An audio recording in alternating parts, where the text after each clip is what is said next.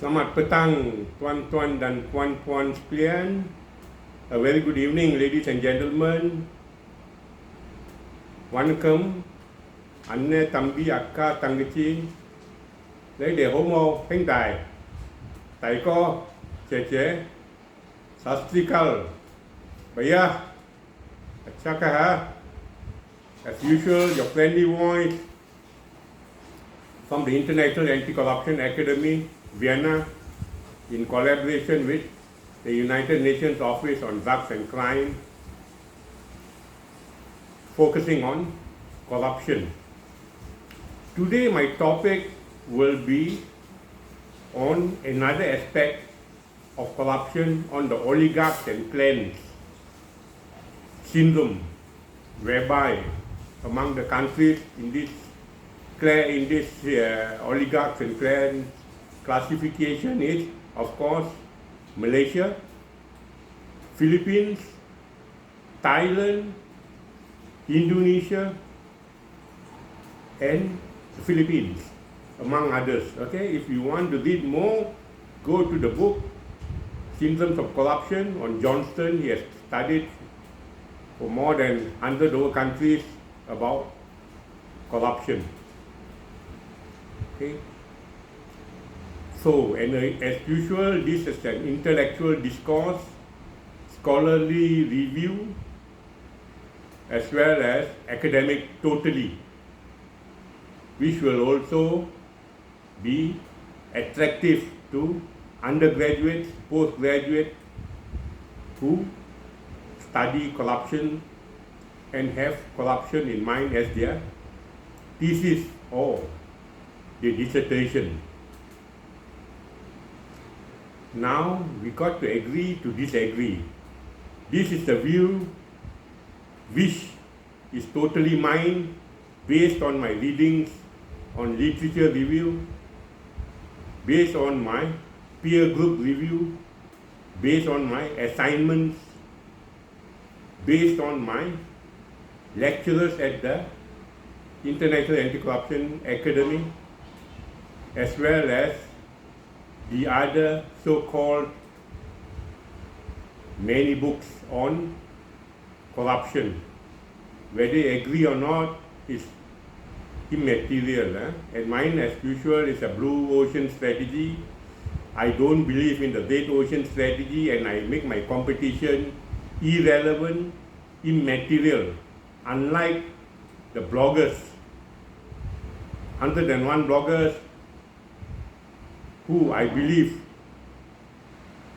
talk nonsense, some of them, as they say, empty vessels make the most noise. And according to Martin Kreutner, the ex-dean of the International Anti-Corruption Academy,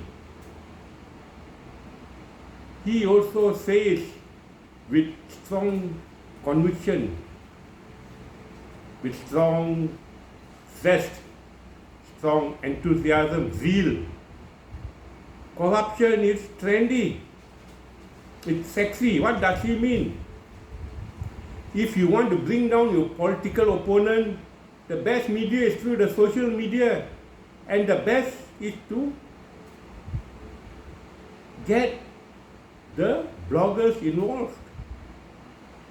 The bloggers, although they talk nonsense, but it's attractive to the younger crowd, to the Malaysian public. Both sides of the political divide, they use bloggers, paid bloggers who take blogging on YouTube, etc., TikTok, Facebook to the next level of fabricating lies, malicious misinformation. And according to Edelman Trust Barometer 2022, 2023, 2021, the trust in Malaysian society towards the government is declining, not doing very well. However, the Malaysian public are always attracted to the talks, the discussions, the views, the opinions of bloggers who most of the time talk nonsense.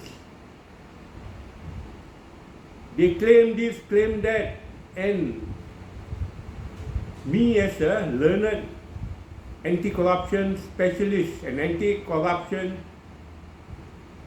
expert and a compliance specialist, I just listen though, but it goes into the right ear and comes out from the left. Nothing more, nothing less. But I see the participation, the involvement of the Malaysian public in asking questions is overwhelming, it's tremendous. Over thousands of viewers on the YouTube, on these bloggers. And as I said, talking about corruption, naming and shaming politicians, naming and shaming corrupted people is not only sexy, it's also trendy. Everybody loves to be involved in this talk on corruption. Although it may be sheer nonsense, baseless, unfounded, as some of the bloggers claim that corruption can be totally erased, eliminated, can be halted, can be stopped in the Malaysian society, which you can bluff, you can lie, you can cheat to the Malaysian public, but don't say that to the first world countries. They will laugh at you. They will ridicule you and make you embarrassed, make you shameless. Don't say that to the educated segment of society. As I said, always, whether you agree with me or not, immaterial, irrelevant. Corruption can never be eliminated, can never be eradicated. But, of course, it can be reduced, it can be minimized. And I believe PMX and his cabinet are on the right track to reduce and minimize corruption, as well as reduce and minimize absolute poverty among the Malaysian society, among the Malaysian citizenry, be it the Malay, an Indian, a Chinese, a Kadazan, Dusun Murut, or a Land Dayak or Sea Dayak. They are all children of PMX. Okay? He takes great concern and looks after their welfare, their well-being, which is very exemplary, as well as very noble, in fact, leadership by example, whereby I hope his successors follow his steps. Now, I go to the topic proper, oligarchs and clans. India, Indonesia, Thailand, Philippines, Turkey, and also Malaysia. Ladies and gentlemen, countries throughout the world, they are all influenced by some syndrome of corruption or the other. Advanced countries, developed countries, they have influence markets. Developing countries, they have elite cartels. Malaysia, also a developing country, as well as like countries like Turkey.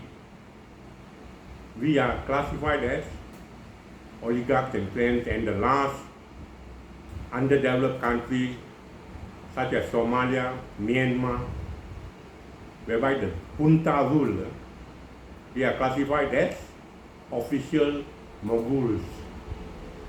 Okay, where the ruler is the mogul, the ruler is the emperor.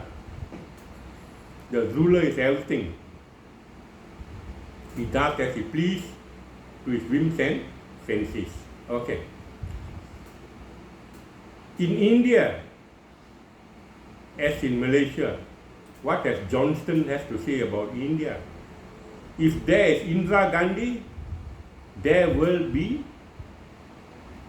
her children. That is Sanjay Gandhi. And if there is Sanjay Gandhi, then there will be her grandchildren. Rajiv Gandhi, Rahul Gandhi, and also Priyanka Gandhi. Corruption is all within the family. As Johnston says in page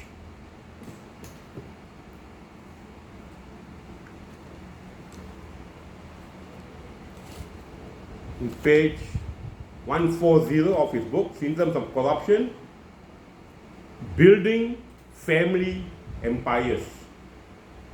Okay, that's what he has to say. I'm sorry, it's page 138. It's not 140, 138, ladies and gentlemen. Correction.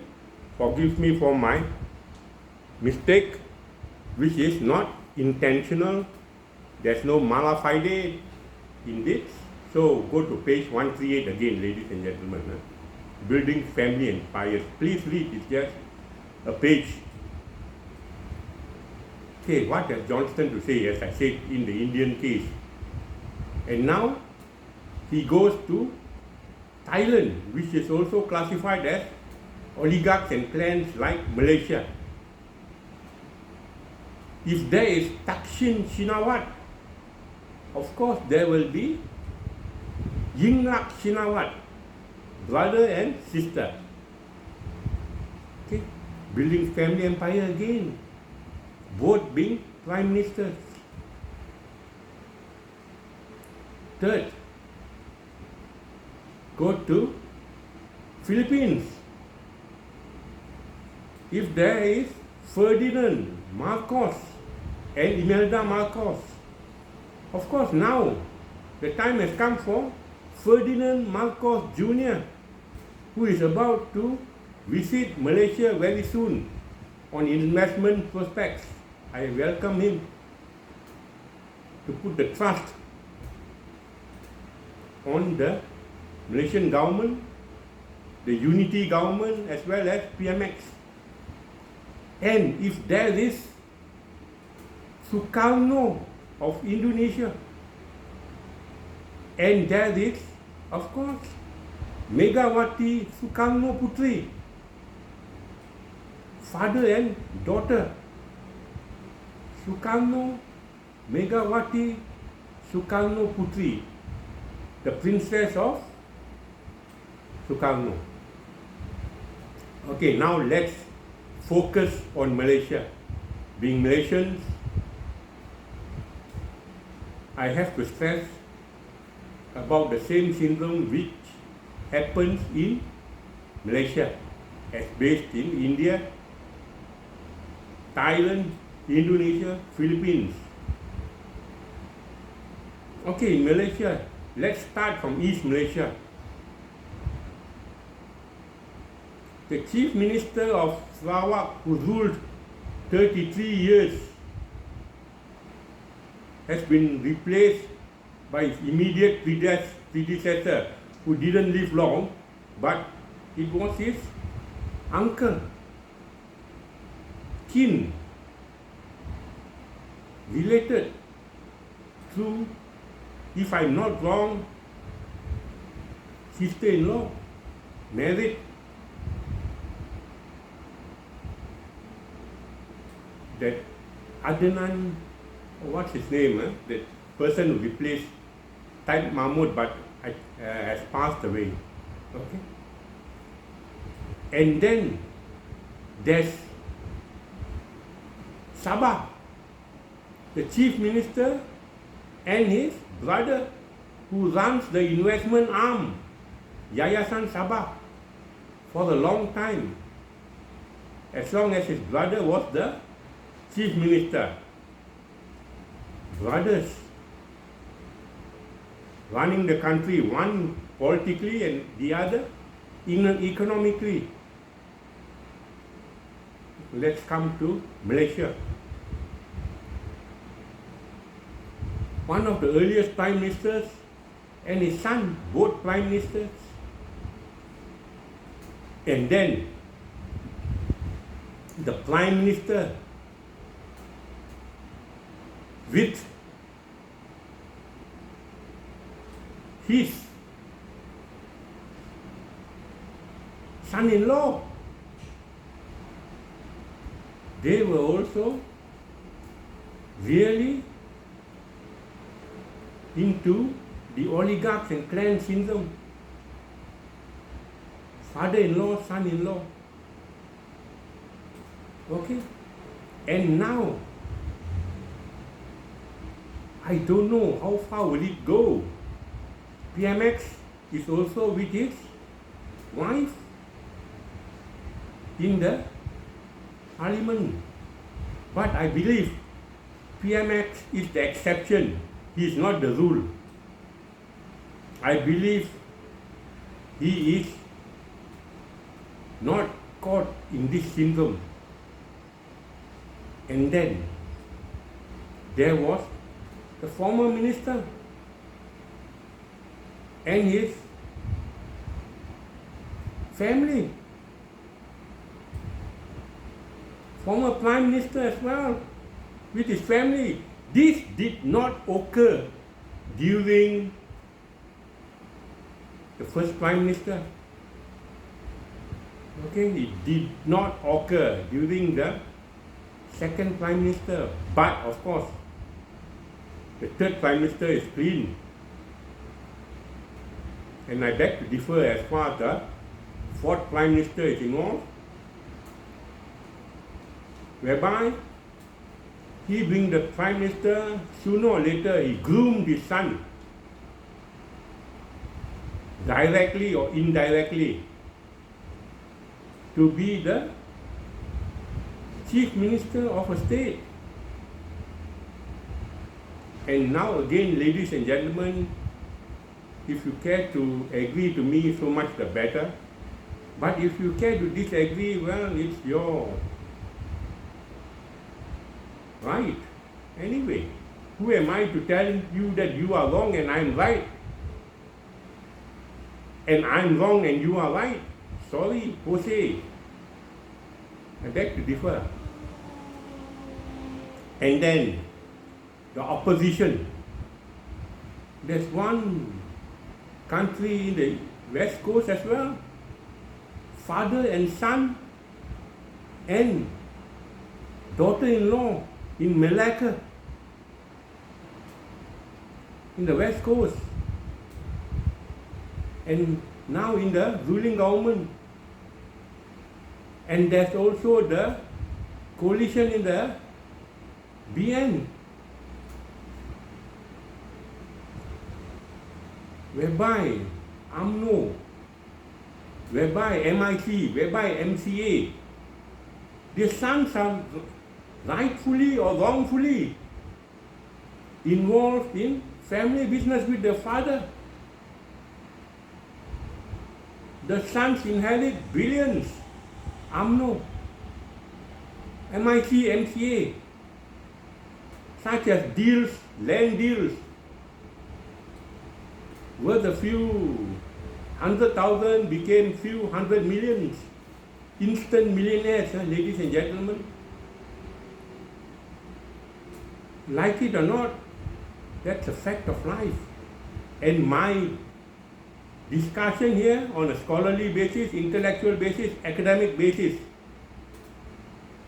is based on my reading, and I'm sure it will appeal to the educated class, but not the uneducated class, whereby the Walaon as well as the Seluang will find my talk totally boring. Well, I don't blame them, because they find bloggers talk on political corruption to be sexy, to be trendy. and they are also involved, whether in the right way or in the wrong way. But they want to get involved. They want to have their views heard. They want to have their opinions heard.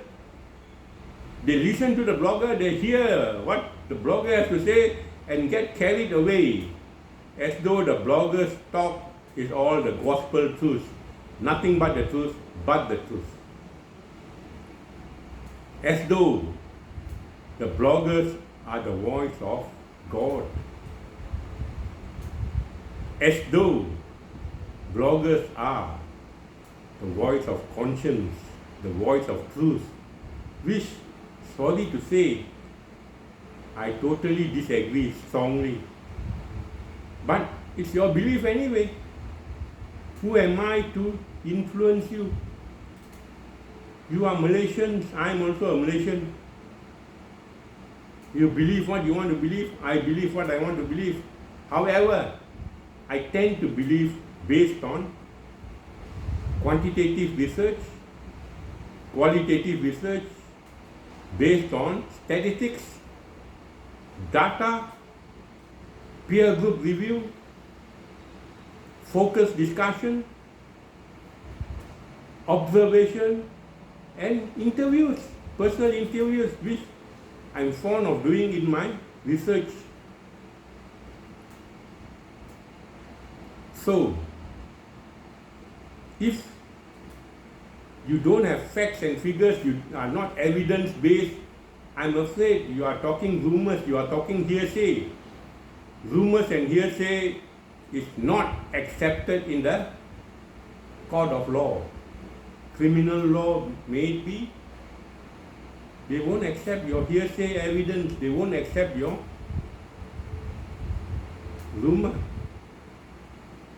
Because you hear it from another party and you are like a parrot.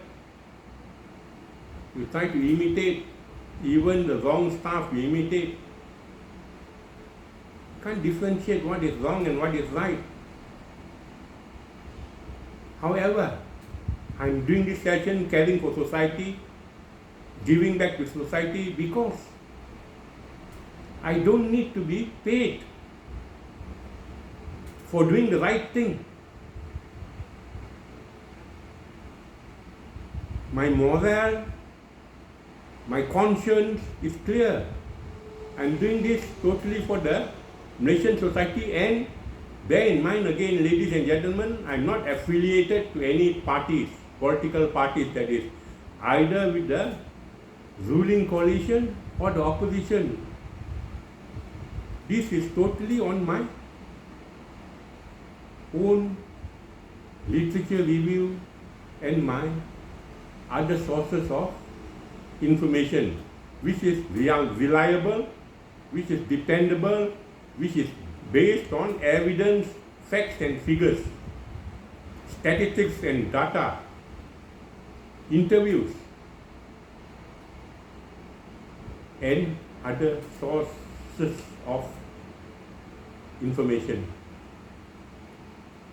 Okay, now I would like to hop to the next topic of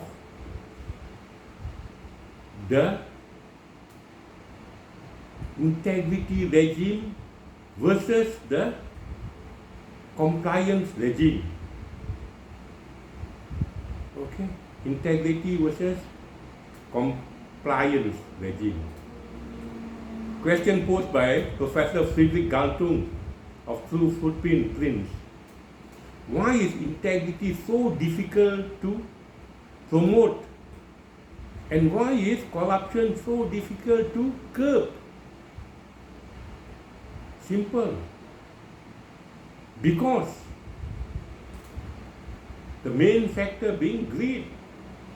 KPMG and PricewaterhouseCoopers has conducted in-depth interviews and came to the conclusion one of the biggest reasons is greed. Okay, now we go to the features of integrity regime as well as compliance regime. What is an integrity regime? What are countries countries in the Scandinavian, countries in the Nordic region, such as Denmark, Norway, Finland, Iceland, and countries which are developed. However, Malaysia is in the regime of compliance along with Thailand, Indonesia, India, Philippines, as we are developing at a very slow snail's pace indeed, and the development is slow but sure. Okay? Let me differentiate these two countries, these two advanced countries and developing countries and underdeveloped countries. As such, never ever compare the corruption, the economy, the social cultural life of the Norwegians, the Finnish, the Denmark people, to Malaysians, to Indonesians, to Thais, as well as Filipinos. Never ever compare. You are making a grave mistake if you compare these countries. Okay, let me give you what happened during my 2-year study in the Masters in Anti-Corruption Studies in Vienna. During the weekend, since I got no classes, I used to go to the park, which is very clean. The water there, streams are crystal clear. I used to see an elderly woman pushing her child on a pram. The child is basically, I think, about 1 to 2 years old, seated, lying down on the pram. The woman, what does she do? She pushed the child to his favorite ice cream parlor. The child, although he can't speak, yet he points to his mummy that he wants a certain flavored ice cream. The mummy, without any hesitation, buys the ice cream for the child. What happens when the child receives the ice cream from the mummy? The child takes off the wrapper and starts munching on the ice cream, starts licking on the ice cream, eating the ice cream. But what happens to the wrapper? He keeps it on his hand. And the mummy goes by a rubbish bin, a trash bin, and without any hesitation, the child just gets up and takes the wrapper and puts it in the rubbish bin. As such, that's why Vienna is so damn bloody clean. And to this son, you don't have to teach him about cleanliness. He will laugh at you if a Malaysian went to him and taught him about cleanliness, about corruption. Because he has been brought up that way. Can you say the same for the Malaysian mummies? I see people throwing rubbish out of the car. If the child doesn't throw the ice cream wrapper into the dustbin, which I believe won't happen in the near future, the mummy will just take it and throw it on the grass, on the pavement. And that's why Malaysia is so dirty. And Professor Johann Graf Lambsdorff has done research about this.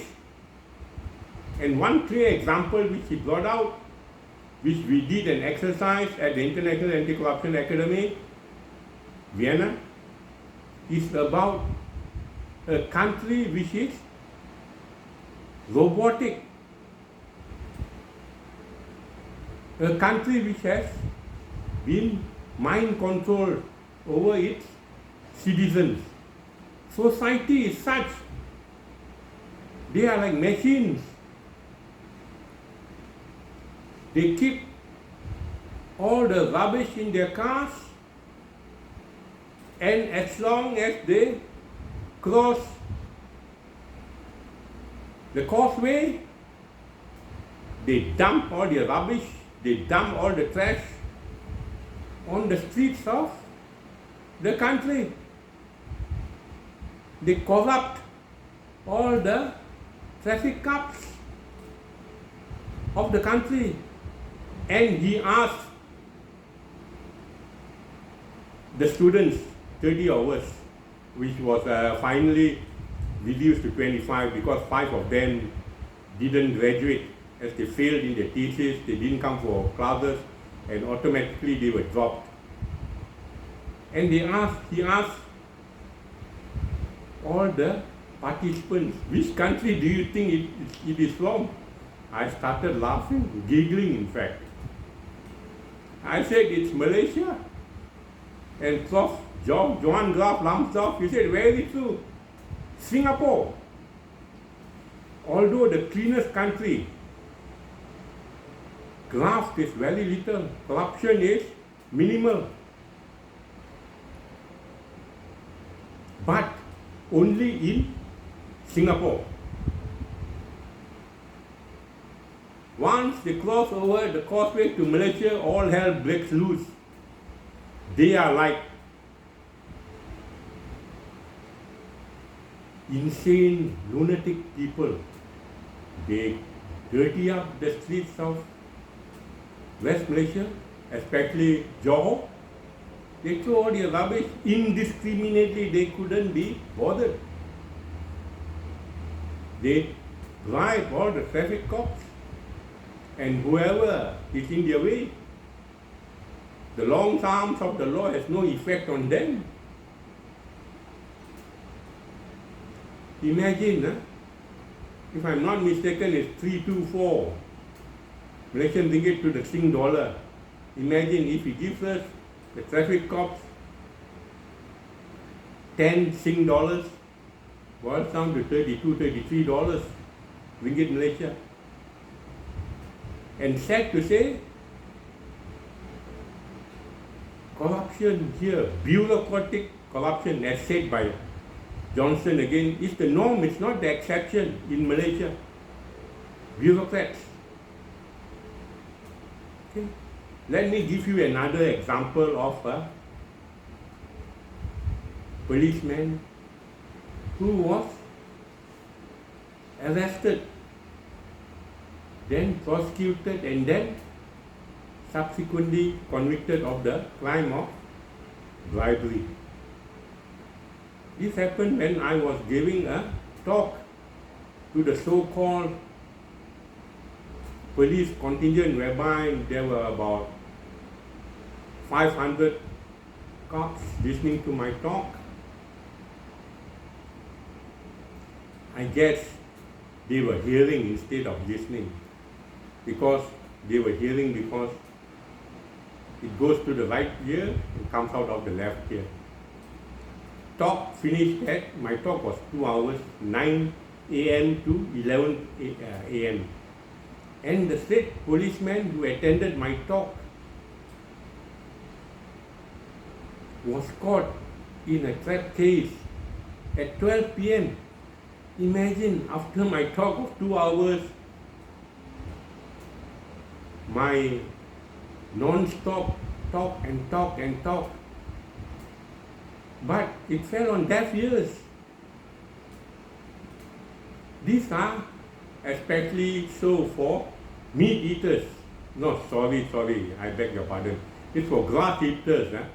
The petty cups, the other ranks, who get a very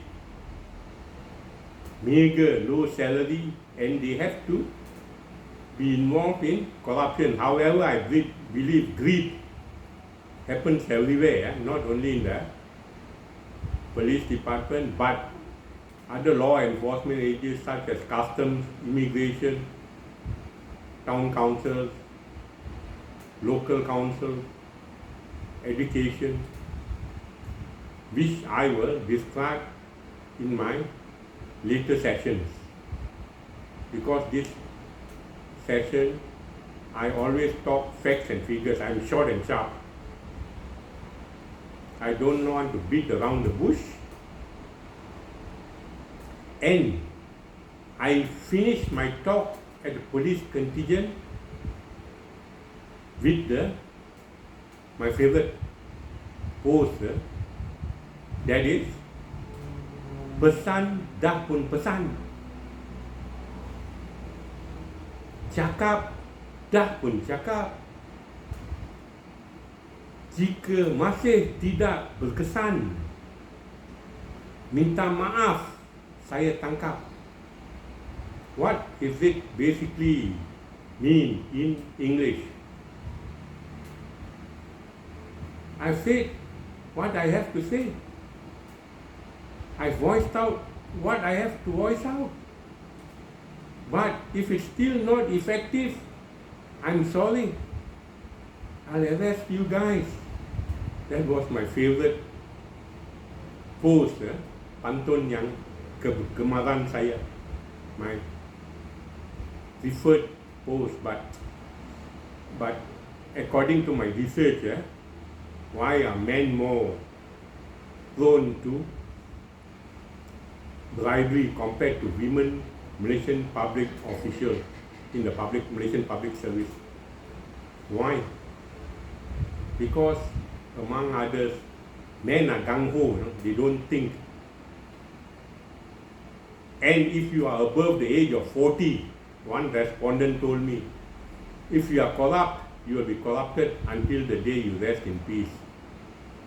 But if until the age of 40 you are clean, you are of integrity, believe me, you will be a man of integrity for the rest of your life. I believe in that. You should say no to corruption, to bribery for the first time, and you will remain clean for the rest of your career. But if you indulge in corruption on the day you join the Malaysian public service, you are doomed. Sooner or later, you will be caught and convicted and punished. Okay? And that's a famous saying about corruption and bribery. Memberi makan kepada anak bini, hasil rasuah adalah seperti memberi racun kepada anak bini. What does that mean?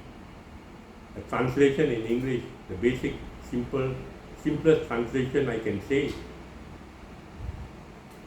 If you give your wife and kids the proceeds of bribery and corruption, then you are actually feeding them poison. That's a very famous saying which I always tell in my lectures as I'm telling you now. I will come on to the topic of the integrity regime as well as the compliance regime in my next talk, because my talk is usually half an hour. Academic talk is basically quite boring, but anyway, it's academic, it's scholarly, it's for the intellectual, for the undergraduates, postgraduate students.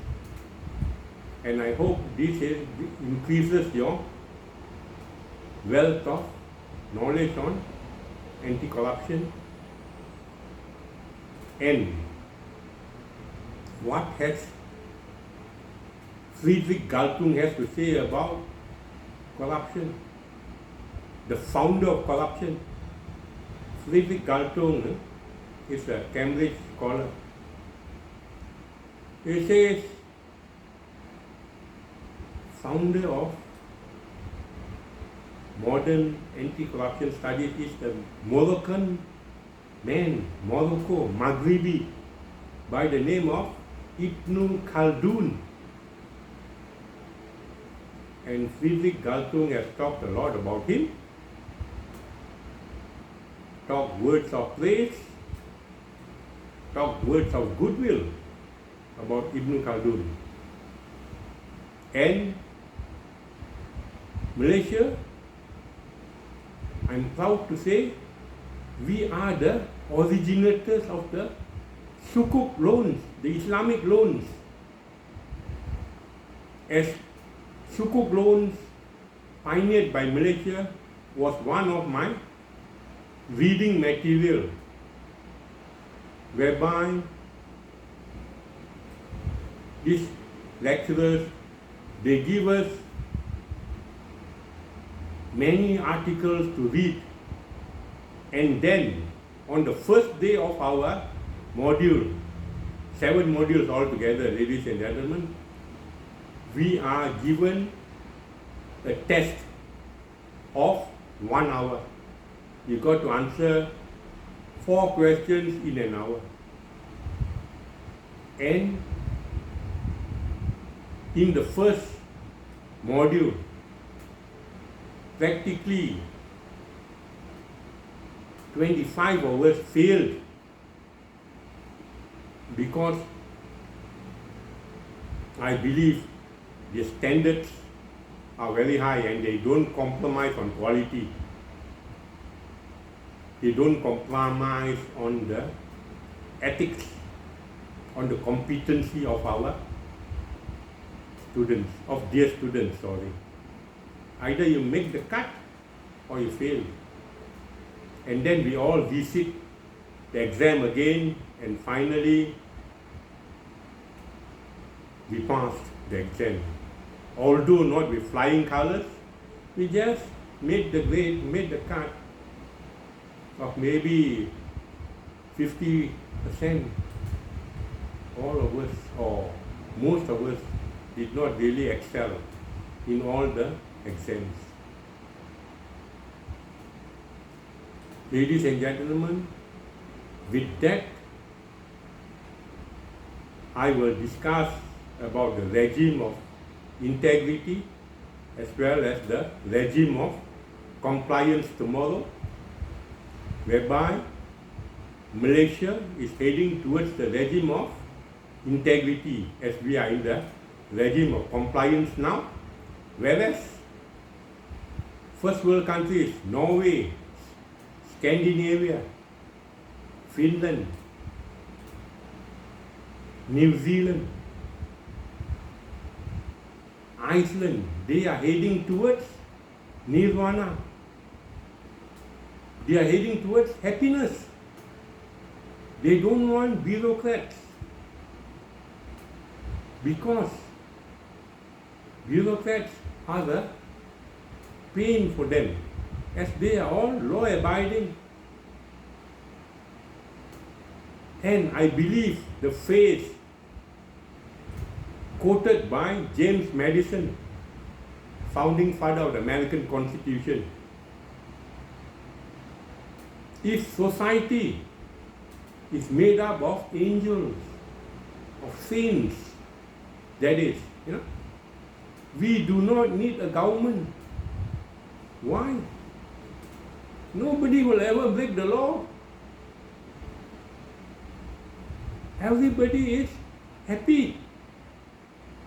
And as such, nobody wants to antagonize each other in the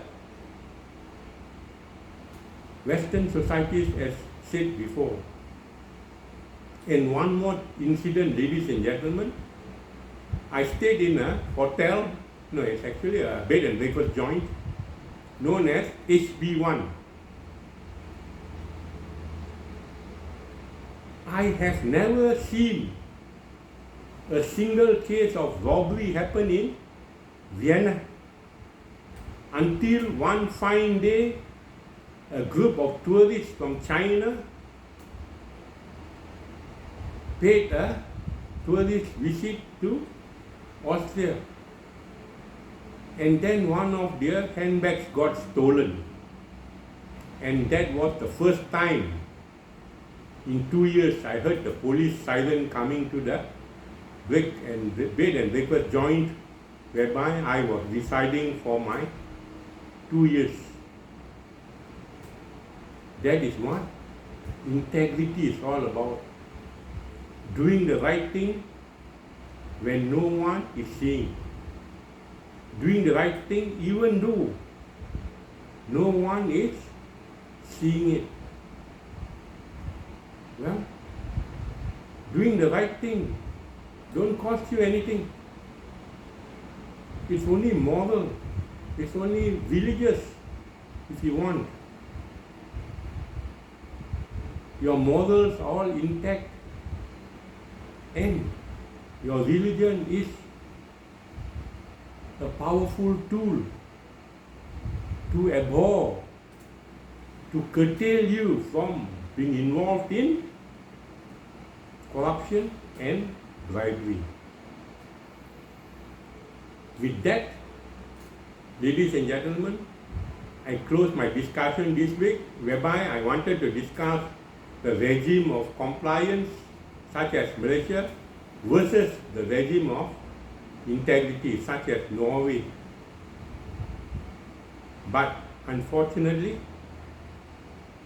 time is not on my side, and as such, I call it a day. And before I call it a day, as usual, I'll sing you the song, Don't Do the Crime if you can do the time, yeah. Don't do it. Thank you very much, ladies and gentlemen. Have a pleasant day and be good. Thank you.